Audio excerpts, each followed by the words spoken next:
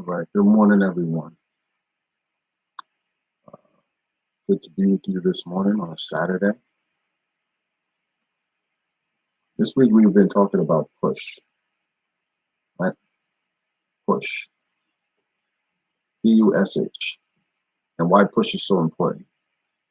Push is important because it teaches us and allows us to use our full extension of God's word. Teaches us how to not only use the extension of God's word, but also to understand the extension of God's word.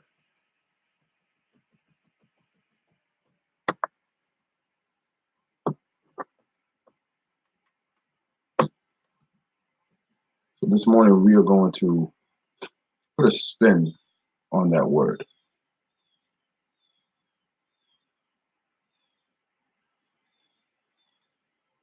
When you look at the word push, pray until something happens. You know, that's how we see it. That's how the word is set up. Pray until something happens. Sherry, how you doing? What if, and this is just a what if you don't want to push? What if you say that you're tired of pushing? Maybe you're exhausted. You don't want to push no more. You don't feel like you want to push. You don't have the want, the need, the desire to push. What then?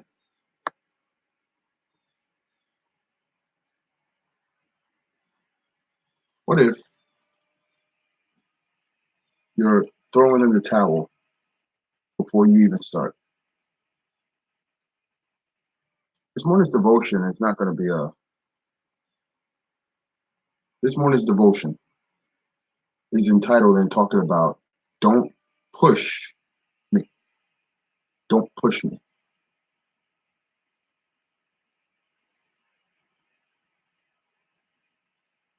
By the end of this morning's devotion, I hope that we understand that there are times we don't want to push.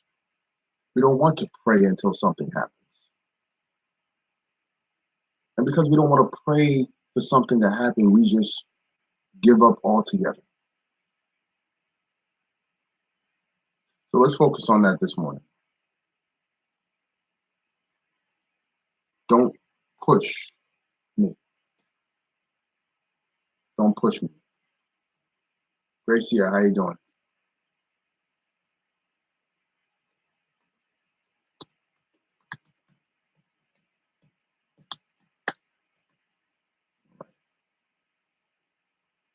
Let's pray. Father God in heaven, we just want to thank you, Lord, for your love and your mercy, for waking us up this morning, helping us to see a new day. Lord God, as the week has come to a close and as we look to this weekend, dear Lord, a time to decompress, a time to relax, a time to just be reminded of the things and the promises that you've given us. I ask you, Lord, to continue to help us in our journey, help us in our walk, help us in our talk, help us that we will continue to lean on you for wisdom, guidance, and understanding. And Lord God, as we discuss this particular topic, actually, Lord, that we will look within ourselves, look within our souls to see exactly what it is that we're trying to search for. Remain faithful to us. Help us to be faithful to you. In Christ's name,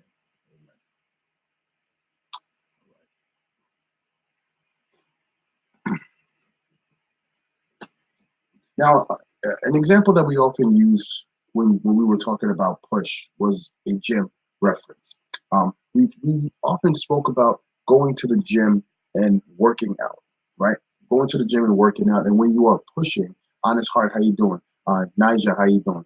When you're in the gym and you're pushing, right? You're working out because you want to push to gain more pounds, to gain more weight.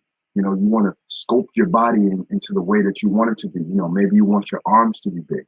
Maybe you want your shoulders to be broad. Maybe you want your chest to stick out, right? Maybe you want your core to look flat, right? So you do different things, different workouts in order to achieve that. You do different things in order to gain that. And then maybe sometimes you get to the point where you come into the gym and then you're saying, you know what, I'm not even feeling it this day. I'm not even feeling like doing this work. I don't feel like putting in this effort. I don't want to do that today. So instead of you doing that, You just get to the point where you say, you know what, I don't even feel like pushing today. I don't want to push today. I don't want to push any harder than I have to. I don't want to push any further than I have to because I'm just exhausted. I'm tired. I don't want to push. I don't feel like being pushed. See, when we talk about the word push, we're talking about pray until something happens. But when you're saying, I don't want to push or don't push me, I don't want to pray for something to happen. I like my life the way it is. See, sometimes we live such a reckless life, we live such a dangerous life that we don't even want to see what life could be if we change our ways. If we walk away from the type of lifestyle that we have, if we walk away from the type of things that we do, we often say to ourselves, you know what? I want to stay where I am because it's better for me here. I don't want to be I don't want to be a Christian. I don't want to follow God's word. I'm fine just the way I am. I'm fine just where I am. I don't want to do any of these things. King Lewis, how you doing? So instead of us looking to find a way to make things better, we rather stay in the rut that we're in. It's kind of like the story of the little boy that fell down into the well. When the boy fell into the well, he chose to stay in the well because he didn't see a need for him to come out of the well. Nobody was thinking about him. Nobody was looking for him. Nobody cared about him. So he didn't want to come out of that well. And when people started to notice that there was a boy in the well and they started to try to help that boy get out of the well, the little boy was like, no, I don't want your help. I don't need your help. And because I don't need your help, because I don't want your help, you can just go about your business. That's how some of us feel. That's how some of us feel when it comes to God. We don't want God to help us because we're fine just the way we are. We're fine just where we are. We're fine just what we're doing. We're fine in what we're saying. We're fine. We don't want to. We don't need God's help. Sounds familiar? Bible talks about giving up and how we give up and why we give up. We give up because we've lost our passion. We lost our desire. We lost our drive. We lost our push. You know, sometimes we get so excited to start something and to get going, and we get so worked up and we get so happy and we're so excited to go, and then all of a sudden we lose steam. Princess, how you doing, Princess? Nini, good to see you. Shanmo, good to see you, bro. We get so tired. And because we get tired, we don't want to push any further. We don't want to go anywhere. We don't want to do anything because we've gotten to that point where we're ready to throw in the towel. We're ready to give up. Have you ever felt that before? You ever felt that when you go into work, you're saying, man, I got to come into work and deal with these people again? Maybe you're going to school like, dang, I got to deal with this professor. I got to deal with these classmates. Maybe you're going through a hard time. Maybe you're going through a struggle in your life. Maybe you're going through some type of hardship that you just don't know how to take it or you don't know how to go through with it. So instead of you actually leaving it at the foot of God and going through life, you say to yourself, you know what? I'm just going to throw in the towel because it's easier for me to give up. It's easier for me to give up. Bible talks about this in Galatians 6, verse 9. It says, and let us not grow weary of doing good, for in due season we will reap if we do not give up.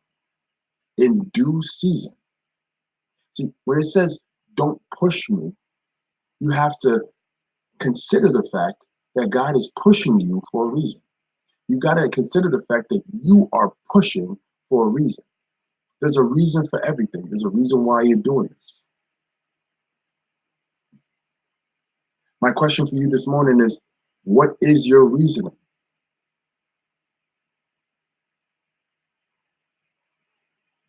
What is your reasoning?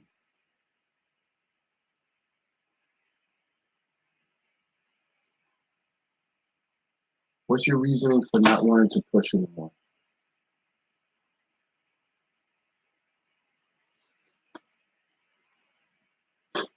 Why don't you want to push?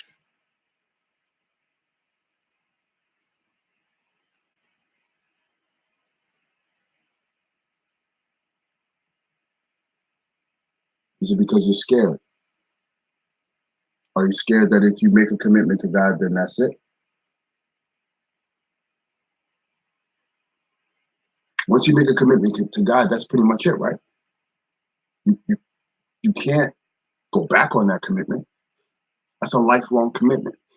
That's a commitment that you're going to make for the rest of your life. That's a commitment that you're going to make come hell or high water. You're going to stay in this committed relationship with God. If you say that you're going to stay in this committed relationship with God, you need to understand that you need to remind yourself daily as to why you're pushing to begin with. You have to remind yourself daily that pushing is going to allow you to feel more comfortable in your life. Juliet, how you doing? By pushing, you're going to feel more at ease with the pain. By pushing, you're going to be able to look back at your life, look back at your consequences, look back at all the things that you've done and gone through, and then you'll be able to say to yourself, man, look what I have accomplished on my own. Look what God has helped me to accomplish. Miss Loyalty, how you doing? You can then say to yourself that you feel better, you feel more confident about your situation because now you're able to let it go and give it to God. See, sometimes we're so caught up in holding on to things that we don't know how to let go of things. We rather hold on to things. We don't want to let go of things. How you doing, Nikki?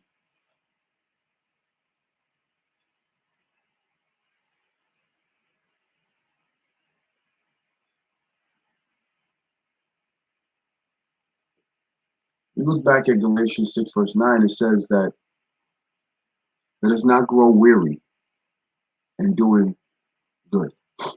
When it says let us not grow weary, that means we can't get tired of being the good person. See, some of us, we get tired of being the good guy, be tired of being the good girl, because everybody can always depend on us to do the right thing. Everybody could always depend on us to do what's right because of the fact that you are always in the position of being that good person. Because you're always in that position of being that good person, everybody always believes that you should be that good person all the time. See, it gets to a point where, being the good person all the time can grow weary over time. So you start to get tired of being that person that everybody can rely on. You get tired of being that person that everybody looks to make the right choices. You start to say to yourself, you know what? I wish that people wouldn't look at me like that. I wish that people wouldn't overlook me because I'm tired of being that person that has to make the right choice every time. Sometimes I want to make a bad choice. Sometimes I don't want to be the one to make the good choice.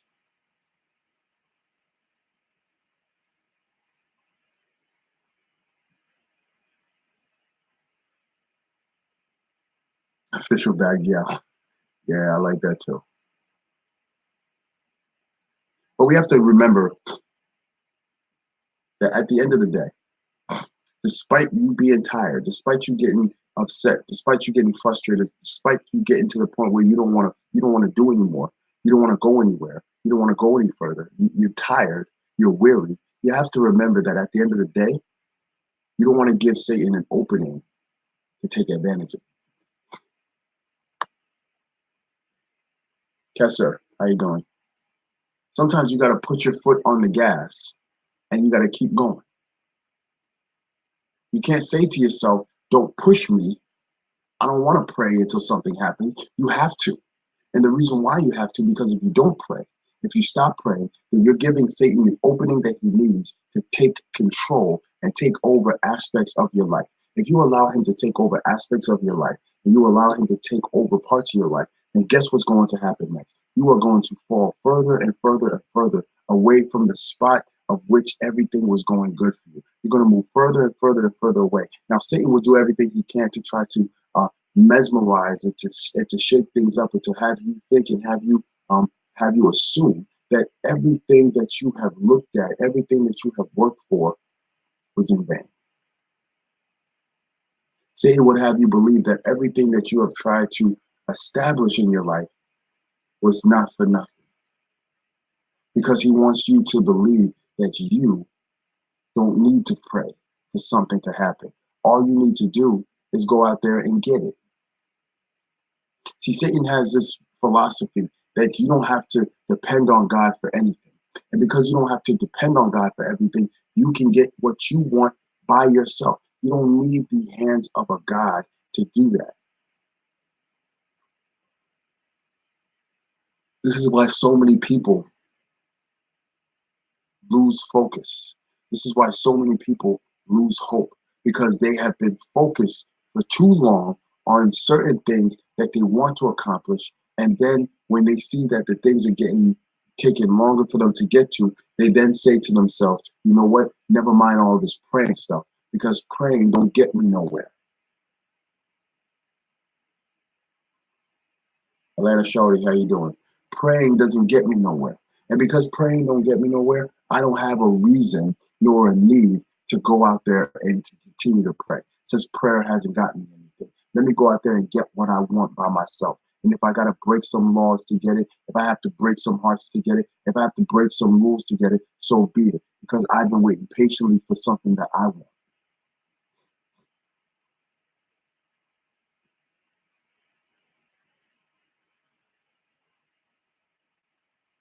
If you think about it, if you consider that, then you are considering a whole lot more. You're considering a path of where you may not even return from. You're considering a road of which you go down and you might lose yourself to where you can't even go back to get back to a place where you had happiness because everything is going to be fabricated. See, Satan is always going to set up something to make you feel as though that everything is going to work out in your favor. And then when you go to check that thing out and you say, you know what, I'm going to stay on this side of the fence because everything is a lot better. And when things start to dissipate, when things start to fall away, and you have nothing else to live to latch onto, you turn around and you look back to say, hey, I want to go back to where I was, and you can't even find the path because Satan has clouded that path. That's when you need to push. See, when all that happens, that's when you push to get out of that situation. You push to get out of that hardship. You push to get out of that clouded roadway. You push to get out of those bad relationships. You push to get out those bad jobs. You push to get out those bad situations, the situations where you have made bad mistakes. You've surrounded yourself with awful people. You have done things that are not good for you, not good for you in the long run. So you have to push to get out of those things. But when I'm talking about push, I'm not talking about physically pushing as if you're in the gym. I'm talking about pushing by praying. Pray until something happens. See, when you pray until something happens, then you're going to start to see a change in your lifestyle. You'll start to see a change in your environment. Now, will this change happen overnight? Absolutely not. It will not happen overnight. It takes time before that process starts to happen because you have to look within yourself and say to yourself, I don't want to be that person anymore. I don't want to be the person stumbling home at 3 o'clock in the morning, drunk, not knowing how I got home. I don't want to be that person that was at the bar chilling and then I woke up in a hotel room with a person that I don't even know who this person is. I don't want to be that person anymore. I don't want to be the person that's cutting off people on the road because I have an aggressive way of driving. I don't want to be the person that makes a bunch of promises to people and then I don't keep any of those promises. I don't want to be that person that I have to go ahead and just give up everything because people don't want to see me succeed. I don't want to be that person. I want to be the person I was always intended to be. I want to be the person that I was always intended to be because at the end of the day, that's what I want to be. See, but we have to see that for ourselves. And it's unfortunate because sometimes we don't see that for ourselves because we're so clouded by the things that Satan has put in front of us that we don't even see us.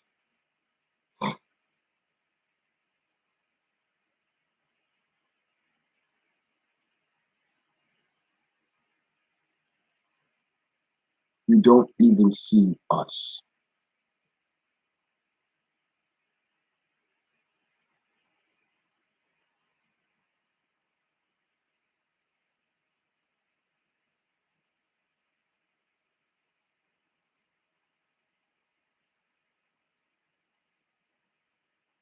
The boy that we spoke about earlier, who fell in a well. People were trying to help him out the well. He refused everybody's help. He said nobody cared about me then. Don't start caring about me now. When I was walking around crying, no one asked me any questions. When I was looking depressed, no one asked me if I was all right. Why you care now? And some of us today, we have those type of emotions. We have those type of feelings where we say to ourselves, why do you care now? You didn't care before, so why now? Why are you focused on me now?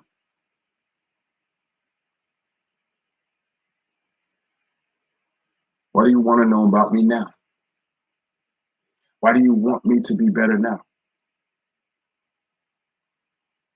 See, we ask those questions because deep down inside, we want someone to care. We want someone to think about us. We want someone to be thinking about us, and not only thinking about us, we want someone to be in our corner. See, all of us want that type of love. We want that type of attention. Even though we would try to make up excuses and try to say, well, no, I don't want that type of attention. I don't want that. Everybody wants that. Hey, Tante Sylvia, how you doing? Everybody wants that.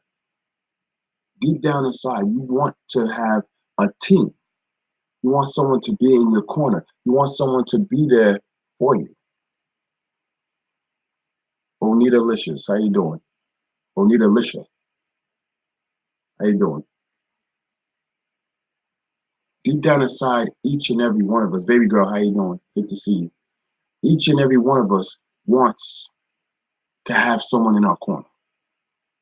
Each of us want to have someone to help hold us down, to be there for us. But then again, if we get so caught up in our own feelings and our own emotions, what we do is that we push people away.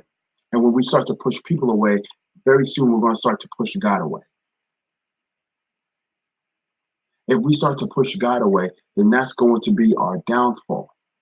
And the reason why that's going to be our downfall is because it is going to get to that point where we just don't want to have anybody around us. And then we get depressed. And once we get depressed, then we start to feel certain emotions. We start to get certain ideas. And Satan is going to play to those ideas because Satan is going to say, well, hey, if nobody cared about you then, nobody's going to care about you now. And nobody's going to care about you tomorrow. So why don't you just do everybody else a favor and just get rid of yourself? And that's how we have people who go through so many different emotions and go through depression because they feel as though that nobody is there in their corner, that nobody is going to be looking for them, that nobody cares for them. That's why, for me personally, I had a friend who was like that. I had a friend who had a mental imbalance. He was bipolar, and sometimes he will be good, and then sometimes he will be awful. He will be happy and laughing one minute, then the next minute he's angry and depressed. And I remember always having to look for him. I remember always hitting him up, texting him like, "Yo, man,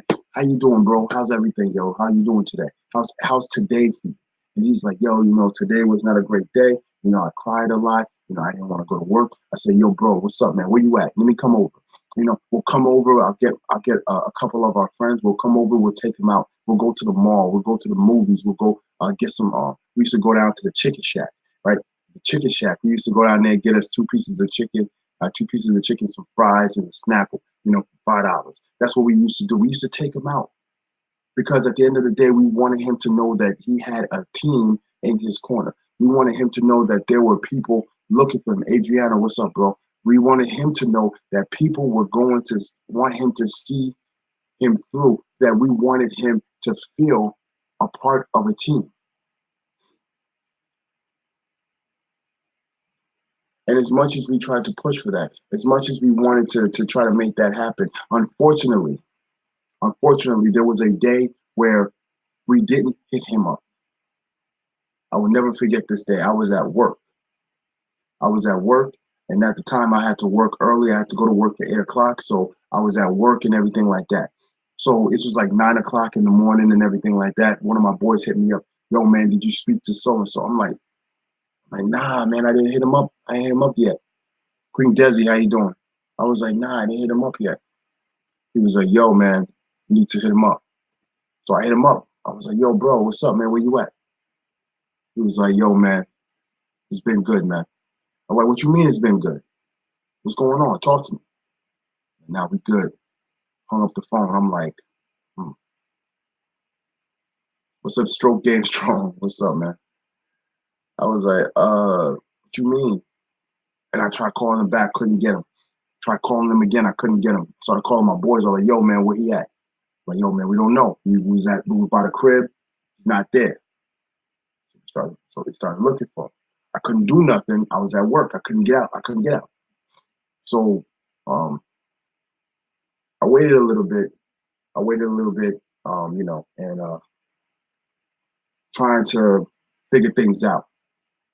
And then this was like around 10 o'clock. I went on my first break. One of my first breaks, started calling my peoples and everything. Yo, man, where he at? They were like, yo, they found him.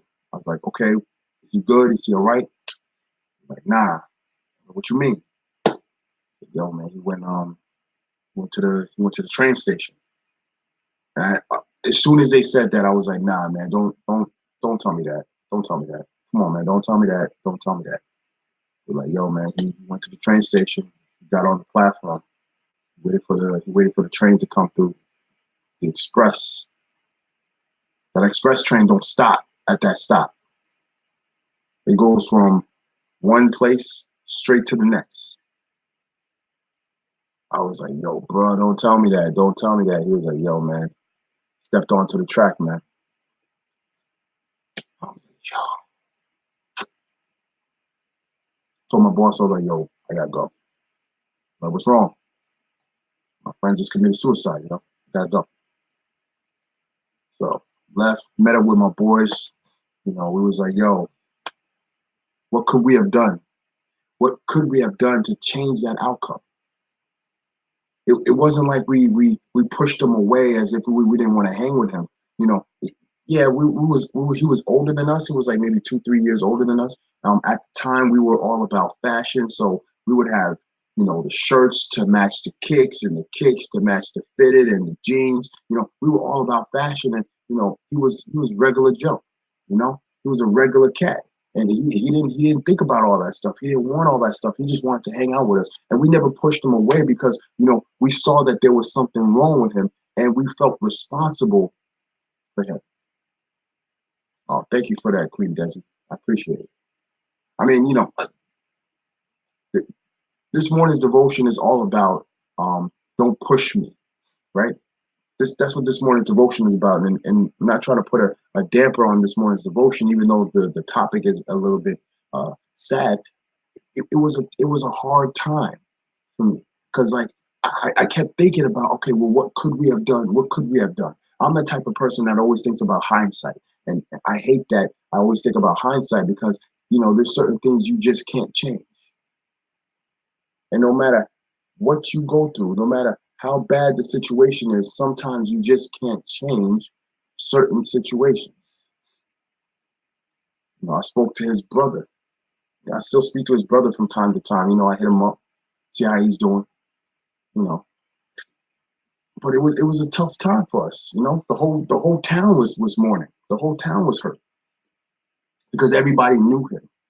Everybody knew him. Everybody knew he was a kid that walked around with a smile on his face. But that morning, he walked.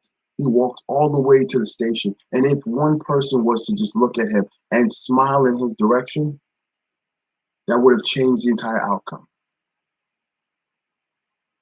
If one of us were free to go hit him up and say, "Yo, man, what you doing right now?"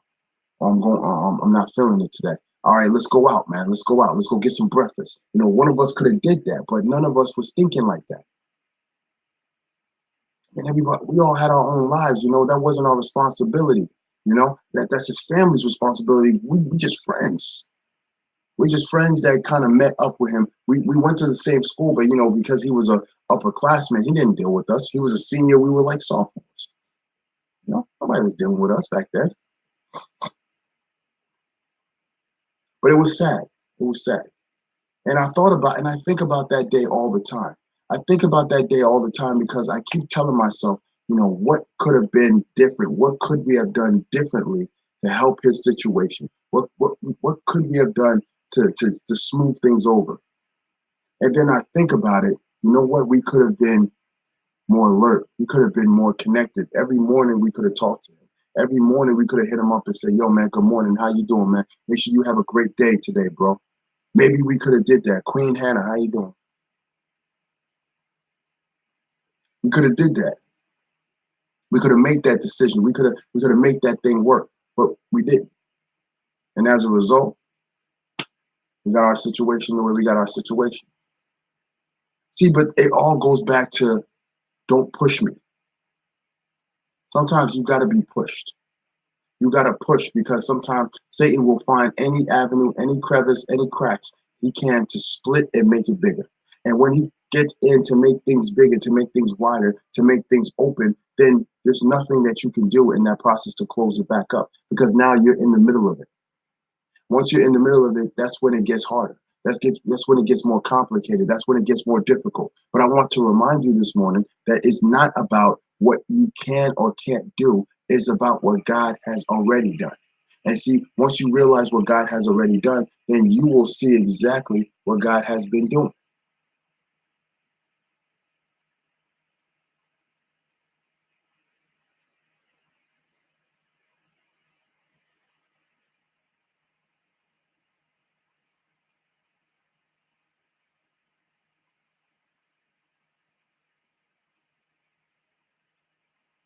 Mark 10, verse 27 tells us everything that we need to know.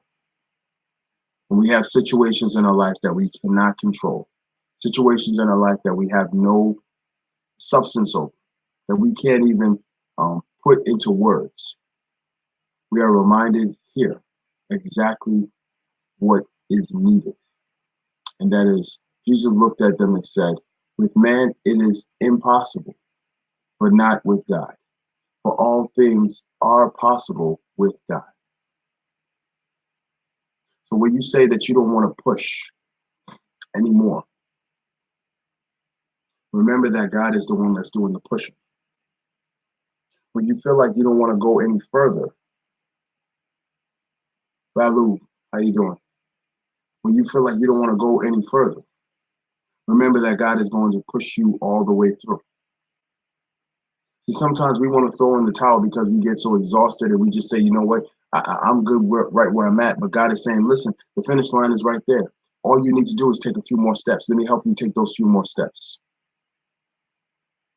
Got to remember that God is in our corner. God wants to see us succeed. And even though Satan would have you believe that God is a hard, benevolent God that sits there on a throne and just makes bad things happen to good people, that's a wrong interpretation of who God is. See, some people believe that God is just a space God and that he's just a space daddy that sits up in the clouds and that he doesn't really exist, because why on earth would all these bad things be happening in this world? Children being separated from their parents, people still in slavery. Why will all these things still happen in this world if we had a loving God? But it's because of the fact we have a loving God that all these things are happening in the world. And the reason why is because with every loving aspect of God, there's always an evil intention from Satan. And because evil intention comes from Satan, Satan will try to destroy and manipulate everything to make you turn and say, you know what, it's because of God that these things are happening. No, it's because of Satan. It's because of the evil that Satan has put in this world. Banks the stripper, how you doing today? See, we have to remember and understand that we have to connect to God at all times. See, if we connect to God at all times, then we will start to see some of the tricks and the things that Satan tries to do to try to destroy what we have had. See, Satan will try to destroy everything that we have because he doesn't want us to have anything. He wants to strip us from everything. He wants to strip us from everyone. And that's what he will always try to do, because at the end of the day, he is depressed. He is upset. He is mad. He has nothing to show for himself, and he has nothing to display to us. It's all about God. Oh, thank you for those tags. Thanks. I appreciate you.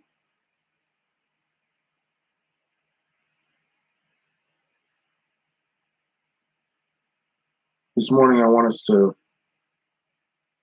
come together and understand, when you say you don't want to push, you don't want to pray until something happens, you're giving up. Essentially, you're giving up. God reminds us in Matthew 11, verse 28, to come to me, all who are labor and heavy laden, and I will give you rest. That's right. The devil doesn't have any of that. You're absolutely right. See how God says to come to me? Those who are labor and heavy laden. He wants to remind us that we cannot let the pressures of this world get to us to the point where we're ready to throw in the towel, that we're ready to give up. So instead of us giving up, instead of us getting to that point where we want to throw in the towel, God is saying, before you even throw in that towel, how about you come on to me? How about you drop everything in my lap? How about you take all of your pain, all of your struggles, all of your suffering, all the things that are hurting you, that are keeping you down? How about you bring all those to my feet? And guess what I'm going to do for you? I'm going to take those things from you. I'm going to take that pain from you. I'm going to take that agony from you. I'm going to take that anxiety from you. I'm going to take that depression from you. I'm going to take that sexuality from you. I'm going to take everything from you, and I'm going to put it right here.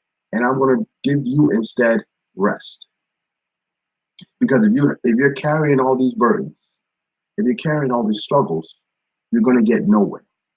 You know what I used to dislike about school as a kid growing up, like grade school? I used to hate when all of my teachers would give me homework on the same day. And not only did they give me homework on the same day, they didn't give me any workbook work where it's going to be light. They will say, all right, what we want you to do, we want you to read this chapter in the book. We want you to answer the questions at the end of the chapter and bring it in tomorrow for homework. And I'm saying, wow, everybody got to do that? I remember I had to take English, I took math, I took social studies, I took, what was it? Social studies, I took history, I took math, English, social studies, history. There was one more. I don't know, I forget. It's 5 subjects, right? Outside of my gym and my art class. 5 subjects. It was like 7 subjects in all. And I remember the 5 classes, they would all give us homework on the same blasted day. And it was all from the work from the textbooks. So I remember I have to put these textbooks in my book bag, zip up my book bag. The book bag was so heavy. I remember I put on the book bag and I literally fell backwards. Can you imagine that? Imagine me as a frail 90-pound kid in grade school. I was a skinny kid in grade school. Skinny. I was skin and bones in grade school. I didn't even understand why. But I had to put on this heavy book bag and I had to try to struggle with this heavy book bag. And a 5-minute walk from school to my house, because I literally lived up the street from the school. A 5-minute walk turned into a 15-minute walk because I had to walk and I had to put down the book bag because I had to take a break. And I put the book bag on, I had to walk. So you get my point. That book bag was just too heavy for me to deal with. It was too heavy for me to deal with. Now, had I had somebody who was driving by, maybe if I had my parents driving by saying, hey, get in the car, I'll drop you home. I could have took my book bag, I could have put my book bag in the back seat, and I could have sat in the front seat and I could have got some rest because somebody else who was more equipped and more capable was able to take my heavy laden, take my burdens, take my hardship, take everything, throw it in the back seat of the car and drive me to where I had to go and I could relax. Now, the only difference between God is that even though I got off at my stop and I took my book bag, I took those burdens and those things back. God is going to take those things from you, give you rest, and He's going to take care of all that. So, in other words, it's like me giving my homework to God to take care of, and He will send it to the school. He will send the books to the school, and I can walk around with freed up shoulders.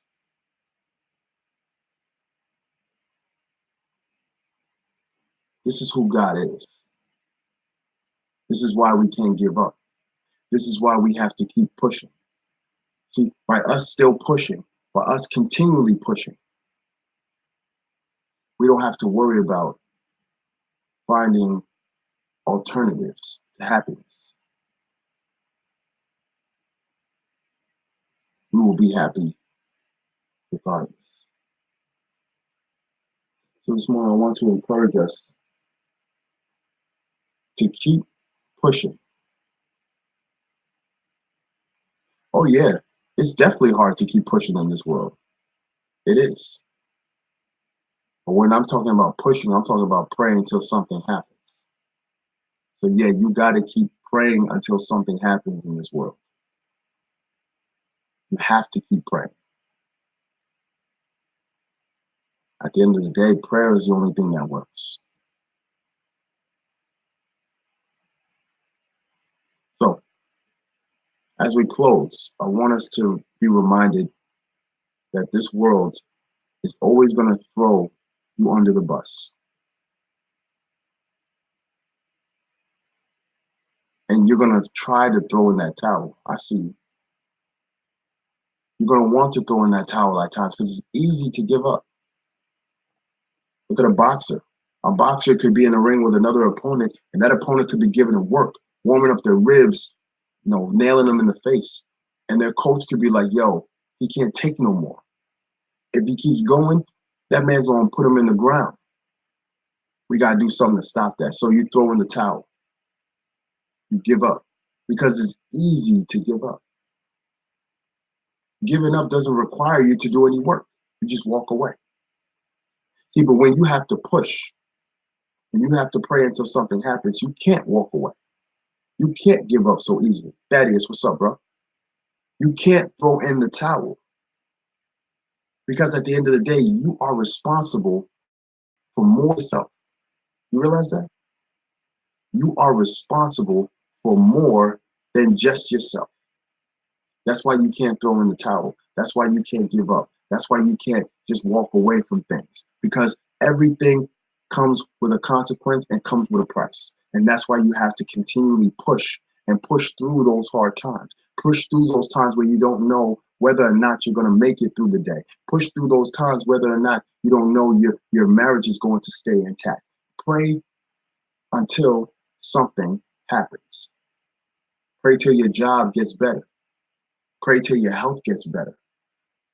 Pray till your mindset is focused.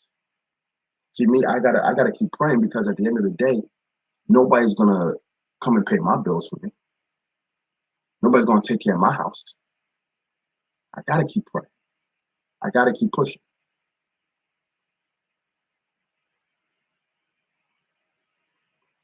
And that's good, Banks. You got a daughter that keeps you pushing. Some people got their parents that keep them pushing. Some people got their sons to keep them pushing. Some people got their grandkids to keep them pushing. Some people just push because they don't want to fail. At the end of the day, there's different ways for us to look at things. But at the end of the day, the one thing that you cannot compromise in your walk is praying. You can't compromise that.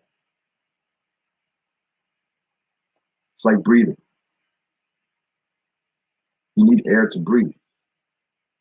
If you have air to breathe, then you live.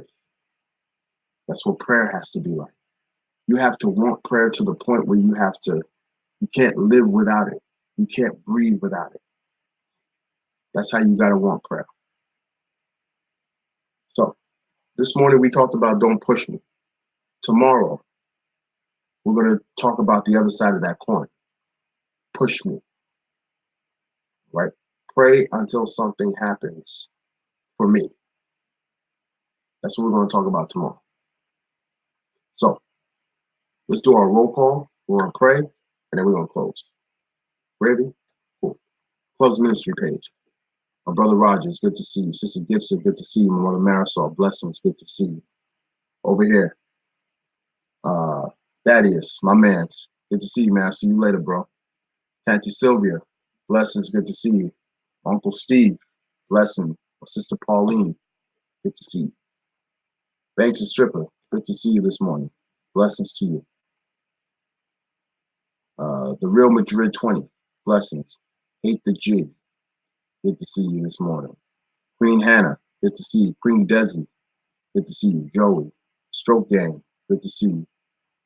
Brilliant Brunette, good to see you this morning. Bonita Lisha, good to see you this morning. Stony, good to see you. Adriano Good to see you, bro. Baby girl, blessings. Good to see you. Hope you feel better. Hope you feel better. Atlanta Shawty, good to see you. Queen G, good to see you this morning. Uh, Feather, good to see you this morning.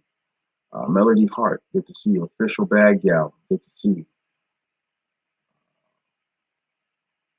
Ronay, good to see you. Nini, good to see you.